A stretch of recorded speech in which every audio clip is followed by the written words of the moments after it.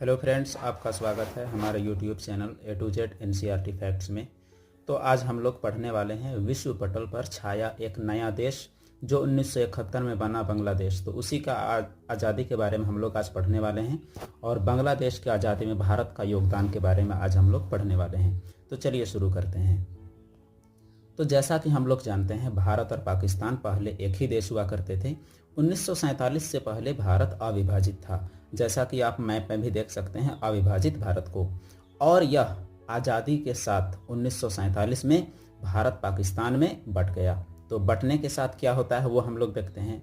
बटने के साथ जो पश्चिमी हिस्सा है, पश्चिमी पाकिस्तान, आज का पाकिस्तान पश्चिमी पाकिस्तान कहलाया, और जो वर्तमान का जो बांग्लादेश है वो पूर्वी पाकिस्तान कहलाया, जो आज का बांग्लादेश है, यानी जिसमें आज का पाकिस्तान और बांग्लादेश शामिल था। तो अविभाजित भारत में आज का भारत, आज का पाकिस्तान और आज का बांग्लादेश तीनों शामिल था। तो चलिए आगे हम लोग देखते हैं बांग्लादेश के गठन के लिए। तो बांग्लादेश का गठन कैसे हुआ, इसकी पृष्ठभूमि क्या थी वो हम लोग जानते हैं। तो बांग्लादेश के गठन की पृष्ठभूमि में बांग्लादेश का निर्माण 1971 में भारत पाकिस्तान युद्ध के बाद हुआ।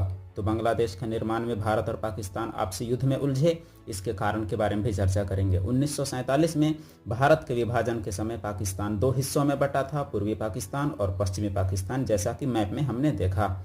ये दोनों हिस्से सांस्कृतिक, भाषाई और आर्थिक रूप से बहुत अलग थे, जबकि दोनों देश एक साथ ही शासन में चल रहा था, लेकिन ये दोनों देश कई मायनों में अलग थे। आइए हम लोग देखते हैं गठन का मुख्य कारण।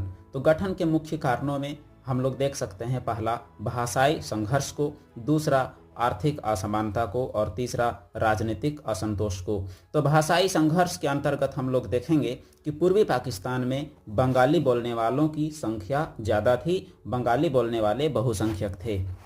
1948 में पाकिस्तान सरकार ने उर्दू को राष्ट्रीय भाषा घोषित किया, जिससे बंगाली भाषियों में असंतोष बढ़ा, क्योंकि बांग्लादेश जो अभी का वर्तमान है वहाँ ज़्यादातर लोग बंगाली थे, और जो पश्चिमी पाकिस्तान वर्तमान का पाकिस्तान है वहाँ ज़्यादातर लोग उर्दू भाषी थे। और पश्चिमी पाकिस्तान ने जबरन 1948 में उर्दू को राष्ट्रीय भाषा घोषित किया, जिससे बांग्ला भाषी बंगालियों में असंतोष बढ़ा।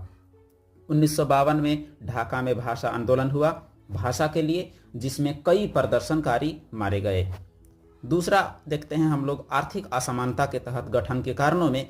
तो पूर्वी पाकिस्तान को पश्चिमी पाकिस्तान के मुकाबले आर्थिक और राजनीतिक रूप से उपेक्षित किया गया। पूर्वी पाकिस्तान से राजस्व अधिक आता था, जो हमारा वर्तमान का बांग्लादेश है वहाँ से राजस्व अधिक आता था, लेकिन उसका उपयोग पश्चिमी पाकिस्तान के विकास के लिए होता था और पूर्वी पाकिस्तान विकास से अछूता ही रहा। राजनीतिक रूप से अगर हम लोग देखें राजनीतिक असंतोष में, तो 1970 में हुआ एक आम चुनाव। तो 1970 के आम चुनाव में मुक्ति संग्राम के नेता शेख मुजीबुर रहमान की पार्टी अवामी लीग ने भारी बहुमत से जीत हासिल की। तो मुक्ति संग्राम के नेता शेख मुजीबुर रहमान के जीत के बावजूद भी क्या हुआ, पश्चिमी पाकिस्तान की सरकार ने सत्ता हस्तांतरण से इनकार कर दिया, यानी जीत के बावजूद भी राजनीतिक रूप से बांग्ला भाषी लोग ताकतवर नहीं बन सके, क्योंकि पश्चिमी पाकिस्तान अपनी तानाशाही दिखा रहा था। अब हम लोग जानते हैं बांग्लादेश की उत्पत्ति के प्रमुख चरण, कि कैसे बांग्लादेश अपने उरूज पर पहुंचा और एक देश के रूप में निर्मित हुआ। तो संकट की उत्पत्ति कैसे हुई वो हम लोग देखते हैं। यह संकट पाकिस्तानी सेना द्वारा की गई क्रूर कार्रवाई का प्रत्यक्ष परिणाम था, जिसे ऑपरेशन सर्चलाइट कहा गया। यह क्रूर ऑपरेशन 25 मार्च 1971 को शुरू किया गया, जिसके तहत पाकिस्तानी सेना द्वारा छात्रों, बुद्धिजीवियों और नागरिकों की हत्या की गई।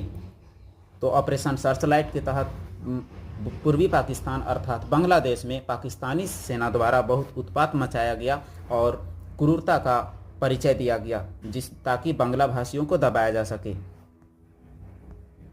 बांग्लादेश की उत्पत्ति के प्रमुख चरणों में विस्थापन का क्या पैमाना रहा वो हम लोग देखते हैं। तो अनुमान है कि 8 से 9 मिलियन शरणार्थियों अर्थात 80 से 90 लाख शरणार्थियों ने भारत में शरण ली। भारत ने शरणार्थियों को शरण दिया और मानवीय मदद प्रदान किया। तो यह पाकिस्तान के साथ भारत का जो अनबन है उसका शुरुआत हुआ। मुक्ति वाहिनी का गठन।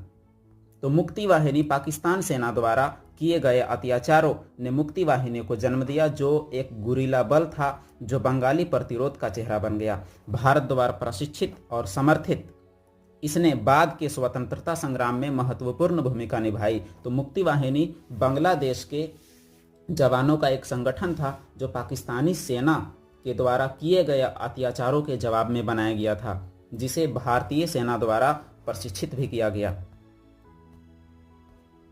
1971 का भारत पाक युद्ध, इन सभी में क्या हुआ, भारत आधिकारिक तौर पर 3 दिसंबर 1971 को युद्ध में उतरा, जब पाकिस्तान ने भारतीय वायुसेना के ठिकानों पर हमला किया। भारत के युद्ध में शामिल होने के बाद पाकिस्तान ढाका की रक्षा करने में असमर्थ हो गया। 16 दिसंबर 1971 को पाकिस्तान ने आत्मसमर्पण कर दिया और भारत ने युद्ध जीत लिया और बांग्लादेश एक स्वतंत्र राष्ट्र बना। भारत बांग्लादेश को मान्यता देने वाला पहला देश बना। तो इस प्रकार 1971 का जो भारत पाकिस्तान युद्ध हुआ, जो कि पाकिस्तान के द्वारा शुरू किया गया था, और इसमें भारत की जीत के साथ बांग्लादेश नामक एक नए राष्ट्र की उत्पत्ति हुई। इंदिरा गांधी का नेतृत्व, तो इंदिरा गांधी के नेतृत्व की बात करें तो प्रधानमंत्री इंदिरा गांधी ने संकट के दौरान जबरदस्त साहस और रणनीतिक सूझबूझ का परिचय दिया। इस अवधि के दौरान उनके नेतृत्व की व्यापक रूप से प्रशंसा की गई, जिसके कारण उन्हें दुर्गा अर्थात शक्ति और साहस का प्रतीक का उपनाम दिया गया। 16 दिसंबर 1971 को पाकिस्तान पर मिली जीत को भारत में प्रतिवर्ष विजय दिवस के रूप में अब भी मनाया जाता है। शिमला समझौता, जो युद्ध हुआ उसका परिणाम हुआ शिमला समझौता, जो 2 जुलाई 1972 को शिमला में हुआ।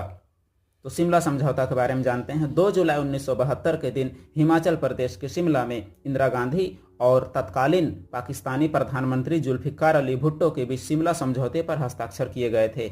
इस समझौते पर 1971 के भारत पाकिस्तान युद्ध के 8 महीने के बाद हस्ताक्षर किए गए और युद्ध विराम लगा, और इसमें यह तय हुआ कि जो LOC लाइन ऑफ कंट्रोल है उसका उल्लंघन नहीं किया जाएगा और भारत और पाकिस्तान एक दूसरे में हमला नहीं करेंगे। भारत ने बांग्लादेश युद्ध के बाद पकड़े गए 93,000 पाकिस्तानी युद्धबंदियों को रिहा कर दिया। इस संधि के तहत ही बांग्लादेश एक नए राष्ट्र के रूप में उभरा, और यह कैसे क्या है ये हम लोग जानते हैं। तो बांग्लादेश जो भारत का एक पड़ोसी देश है, भारत का पूर्व में जो पड़ोसी देश है, तो बांग्लादेश एक परिचय हम लोग जानते हैं। बांग्लादेश पूर्व में भारत का एक पड़ोसी देश है। सभी पड़ोसी देशों में भारत की सबसे लंबी स्थलीय सीमा बांग्लादेश के साथ है, जो 4096 किलोमीटर है। आज़ादी के बाद बांग्लादेश के पहले PM शेख मुजीबुर रहमान को बनाया गया। उन्हें बांग्लादेश स्वतंत्रता आंदोलन में योगदान के लिए बांग्लादेश के राष्ट्रपिता का दर्जा प्राप्त है। तो इस प्रकार हमारा एक नया राष्ट्र के रूप में उभरा बांग्लादेश, और जिसे अंतर्राष्ट्रीय पटल पर मान्यता दिलाने वाला देश के रूप में भारत रहा। और बांग्लादेश के युद्ध में भारत को विश्व स्तर पर एक नई पहचान मिली। इस प्रकार आज हम लोग जाने कि बांग्लादेश कैसे एक नया राष्ट्र बना। तो बांग्लादेश 26 मार्च को अपना स्वतंत्रता दिवस मनाता है, जिस दिन ऑपरेशन सर्चलाइट शुरू किया गया था। तो आइए देखते हैं आज का सवाल, जो कि आपको कमेंट में जवाब देना है। बांग्लादेश की राजधानी कहाँ है? Option A Islamabad, option B Beijing, option C Dhaka, option D नई दिल्ली। तो आप लोग कमेंट में इसका जवाब देंगे, और इसी के साथ आज का हमारा क्लास खत्म होता है। अगर आज का आपको जानकारी अच्छी लगी हो तो इस चैनल को लाइक, शेयर और सब्सक्राइब करें और बाकी ज़रूरतमंदों तक पहुँचाएं। हम लोग मिलेंगे अगले वीडियो में एक नए टॉपिक के साथ। धन्यवाद।